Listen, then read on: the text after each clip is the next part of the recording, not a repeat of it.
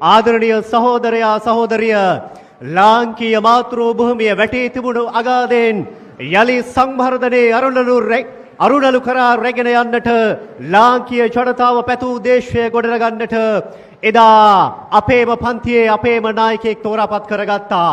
ශ්‍රී ලංකා ප්‍රජාතාන්ත්‍රික සමාජවාදී ජනරජයේ නවවන විධායක ජනාධිපති අනුර කුමාර දිසානායක ජනාධිපති සහෝදරයා මොණරාගල විජයග්‍රාහී ජනතා රැලිය ආමන්ත්‍රණය කරන්නට සම්ප්‍රාප්ත වන මොහොතයි අපි මේ ආකාරයෙන් දකින්නේ. පොහොසත් රටක ලස්සන ජීවිතයක් නිර්මාණය කරන්නට දුක් විඳින ජනතාවට සුවදායී වූ රටක්, ශිෂ්ට සම්පන්න රටක්, සුචරිතවත් රටක් නිර්මාණය කරන්නට උතුර දකුණ බටහිර නැගෙනහිර යාකර ලාංකීය දේශපාලනයේ මහ ජනතාව විශ්වාස කළ රටක් ආදරය කරන රටට ආදරය කරන ආදරණීය නායකයා මොණරාගල ඓතිහාසික ජනතා රැලිය ආමන්ත්‍රණය කරන්නට පැමිණෙන මොහොතයි මේ ආකාරයෙන් අපි දකින්නේ.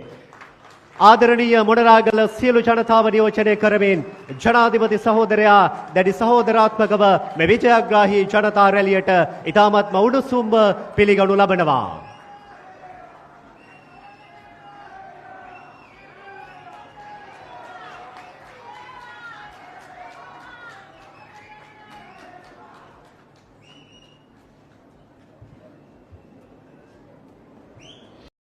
රටේ තොටේ සිදුවන උණුසුම් පුවත් දැන ගැනීමට අභිමානී ව්ලොග්ස් YouTube channel එක අදම subscribe කරන්න. බොහොම ස්තුතියි.